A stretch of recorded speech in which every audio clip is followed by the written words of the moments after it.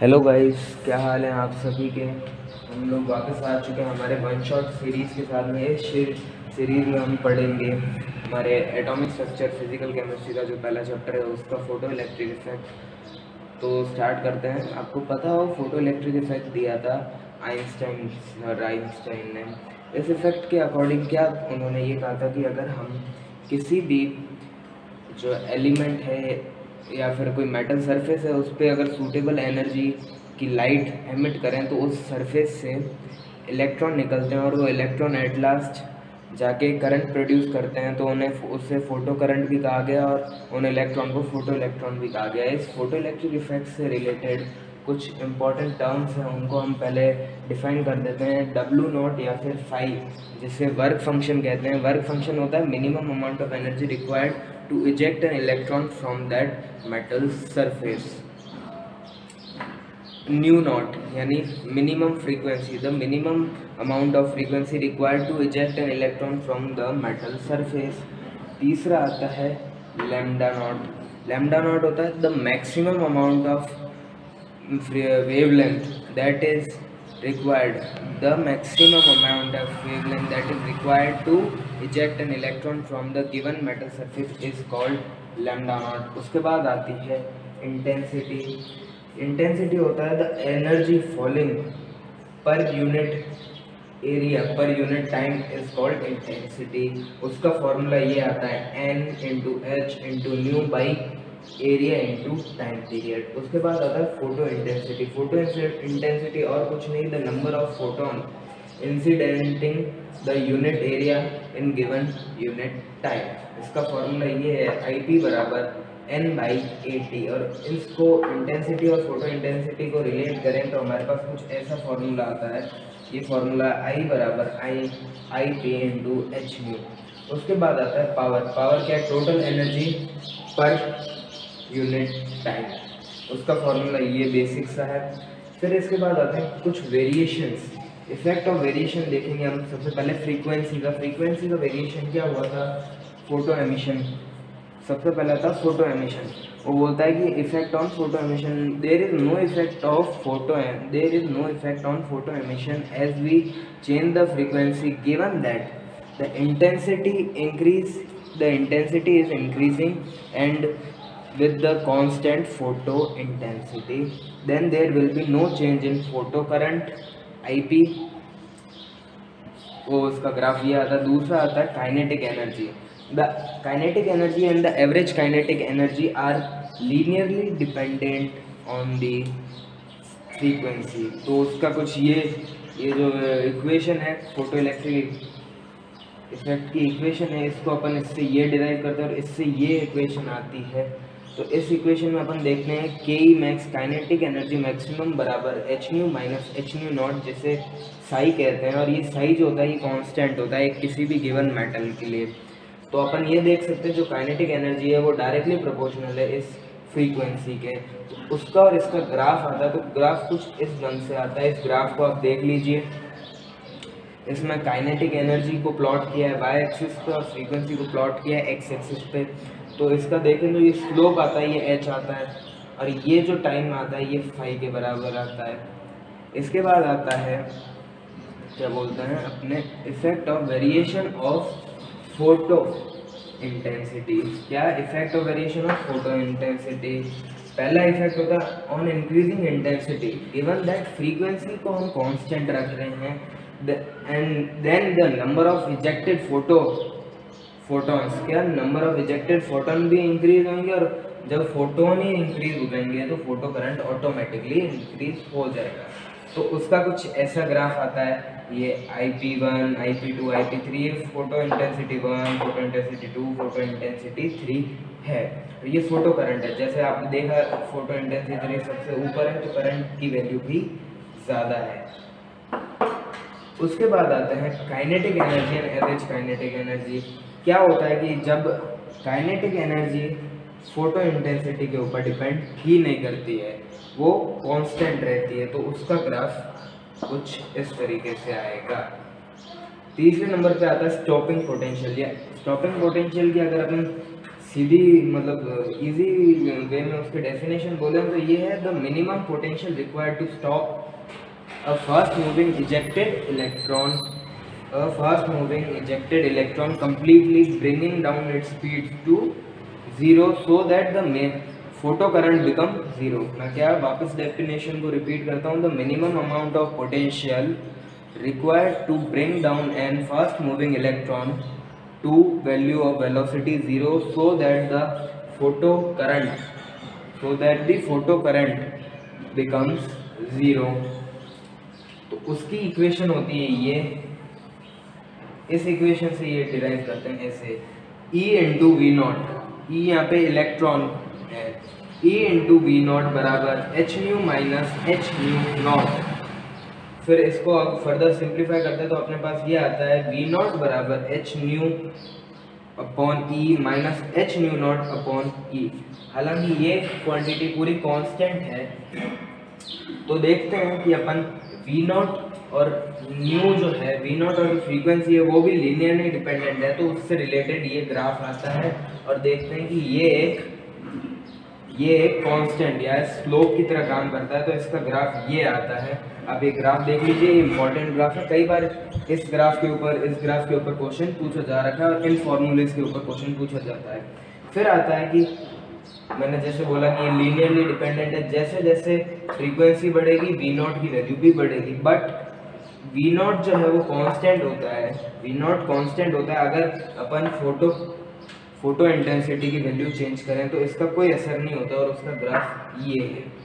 इसके बाद आते हैं अपन photo current versus cell voltage के ग्राफ के ऊपर। हमने यहाँ कुछ इस तरीके से डिनोट किया है, ये जो जगह है ना जहाँ से सब ओरिजिनेट हो रहे हैं इसे बोलते हैं स्टॉपिंग पोटेंशियल। यहाँ पे फोटो करंट की वैल्यू 0 है, यहाँ से सब ओरिजिनेट, ये I1 I2 I3 इंटेंसिटी की वैल्यू है। जैसे जैसे इंटेंसिटी बढ़ेगी फोटो करंट की वैल्यू भी बढ़ती जाएगी। होपफुली आपको ये समझ में भी आया होगा। इस साल भी इससे 3 से 4 सवाल थे और ये काफ़ी इम्पोर्टेंट टॉपिक है एडवांस के लिए भी और मेंस में, और इनफैक्ट ये आपके फिजिक्स में भी आता है। तो यहाँ पे अगर आराम से आप ये समझ लेते हो तो इसको आपके फिजिक्स में पढ़ने की या समझने की आवश्यकता नहीं है, ये इनफ है आपके फिजिक्स को भी आराम से पार लगाने के लिए।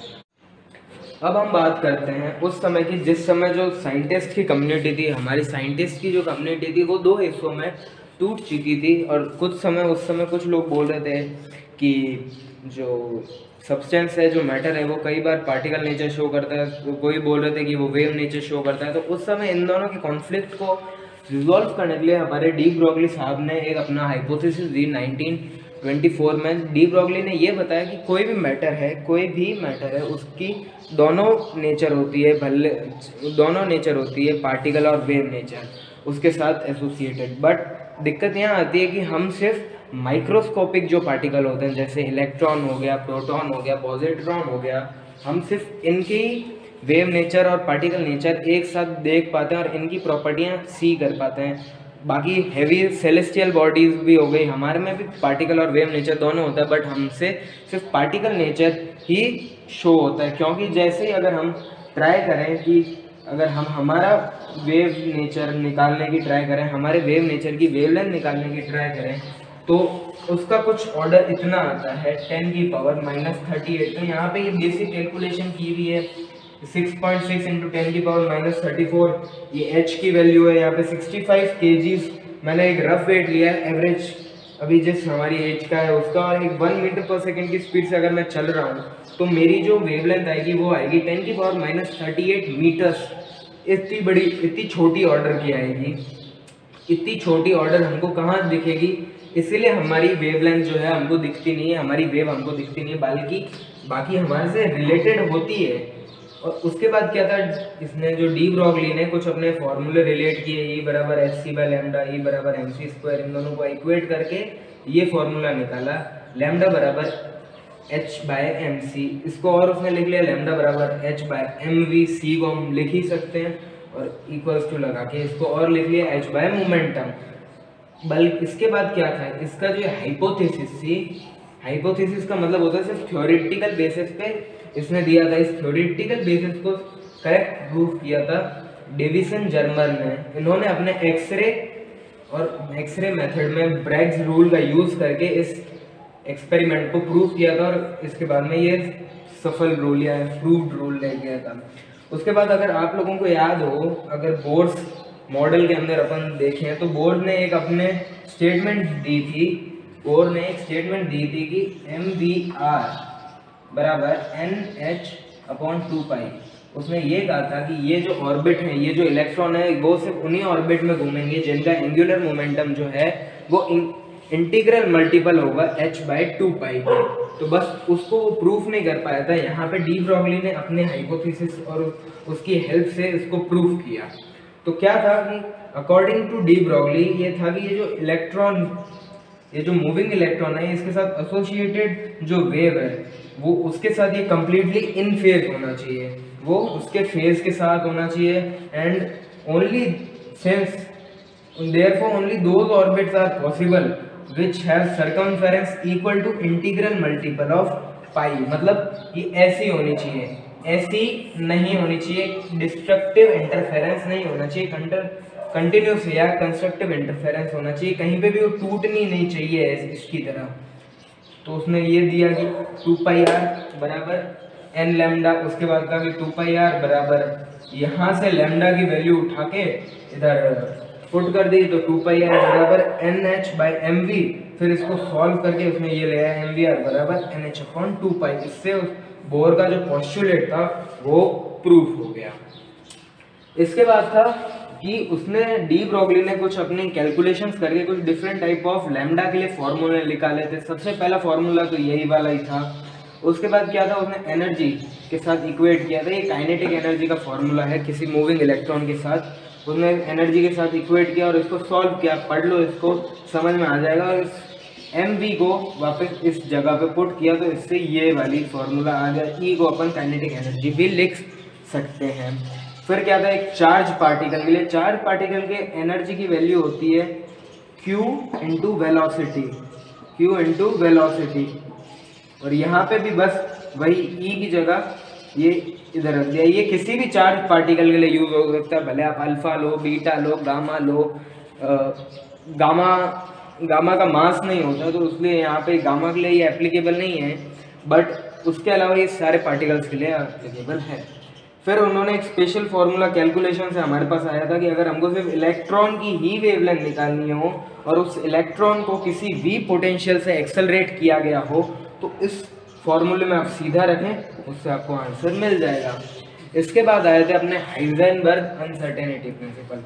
हाइजेनबर्ग अनसर्टेनिटी का प्रिंसिपल का बेसिक और कोई मतलब नहीं था कि उसने ये कहा था कि अगर कोई एक एटम के अंदर इलेक्ट्रॉन है, किसी एटम के अंदर एक इलेक्ट्रॉन है, तो हम उस एटम की पोजीशन, क्या उस एटम की पोजीशन और उस एटम का मोमेंटम या फिर वेलोसिटी, उस एटम का पोजीशन या फिर उसकी वेलोसिटी साइमल्टेनियसली एक साथ सही नहीं निकाल सकते हैं। कि अगर मानो आपने इस x यानी उसकी पोजीशन डेल्टा x पोजीशन को एकदम एक्यूरेटली निकाल दिया, तो उसमें अगर इसमें एरर 1% का है तो इसमें 99% का एरर होगा उसकी वेलोसिटी के अंदर।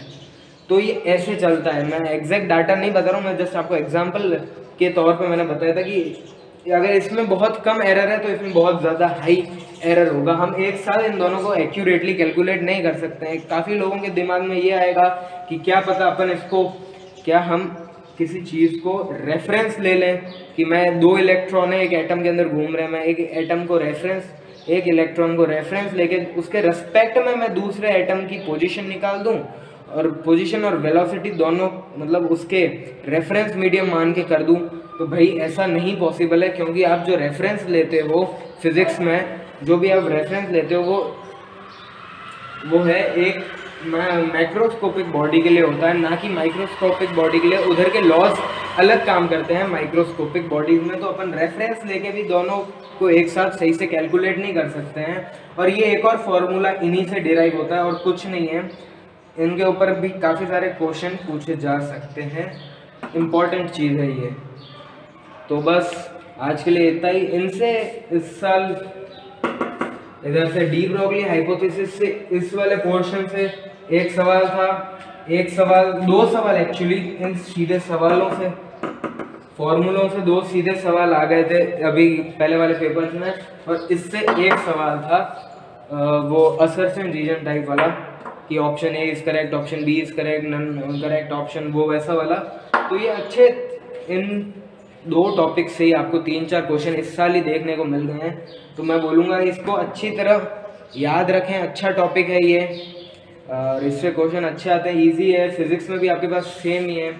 और इनके प्रैक्टिस प्रॉब्लम जो है मैं आपको जल्दी इस वीडियो के नीचे लिंक में प्रोवाइड हो जाएगी, आप जाके इसके प्रैक्टिस क्वेश्चन जो पक्का करें, वो मैंने खुद ने सेलेक्ट किए हैं, मैंने खुद ने सॉल्व किए थे। तब तक के लिए ठीक है, आप चाहें तो इसको नोट कर दीजिए ताकि वो आपको अच्छी तरह दिमाग में याद रह जाए। Okay, thank you. मिलते हैं आपके नेक्स्ट वीडियो में। आप बता दीजिए आपको अगला वीडियो किस टॉपिक के ऊपर चाहिए ताकि हम उसको जल्दी से जल्दी बनाने की ट्राई करें। तब तक के लिए लाइक करें, शेयर करें अगर आपको ये वीडियो आपको कुछ कॉन्सेप्चुअल अच्छा लगा हो, और हमारी विज्ञान जेई चैनल को सब्सक्राइब करें और इसको आगे से आगे लोगों में स्प्रेड करें। Thank you. जय हिंद।